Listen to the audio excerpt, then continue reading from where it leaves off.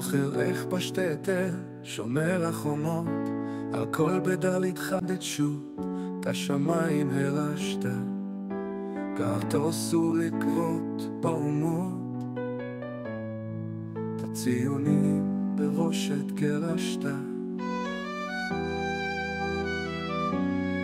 קידשת את היידיש, את שחור הגלימות, כל באר מים חיים שחפרנו ייבשת, כשבנינו פה ארץ ערים נשמות, אתה על משקופך אבשת. כל התור נכנס לך לחלום, על שגרת גלותך התעקשת, כשהדוד התאפק והריש עולמות, התהום נפערה ולא חשת. כל התור נכנס לך לחלומות, על שגרת גלותך התעקשת, כשהדוד התאפק והריש עולמות, התהום נפערה ולא חשת. כשהשתתל נשרף ונחלצת נבחר, אז השלחנו לך את החבל, ונתלית היטב אך יחיד ומיוחד, השומר על גחלת השתתל. נאחזת בחבל ביד הקרובה וזעקת, אחים חובתכם הברורה, להגן על גחלת מורשת, כתוב על חקל את הקהילה השמורה. אם אין קמח את תורה הרי, ככה הוא חזר לנו מזמן, איך יהיה לנו קמח אם לא תעבירו כל חודש את הסכום במזומן.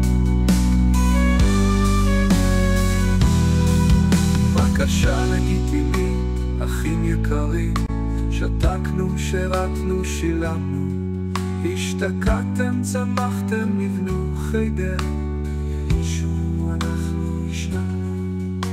שמחנו איתכם סך הכל חברים, ישיבות על כל אגם זה קץ מעולה, רק עכשיו קשה לכם הסתדרו הדברים, האם שמתם לב פעם כמה זה עולה? זה נכון, המחיר הפשוט, באמת יש עוד מה לשפר, בציבור כך נראה, התפשט הפישוט, במוסר תשלומים לסבולון מתפטר, אז תפסו המדור, ציונים ארורים, רווחה, רפואה, ביטחון, אל תהיו צערי עין, נספו מספרים, ירדכם הנזכרנו לבחור, התגייסו ציונים, תפתחו אלונקה, התייצבו הכופרים אל הדגל, תנו את מה שנמצא שם בעגלה הרקע, שיהיה לנו כסף לקיגל.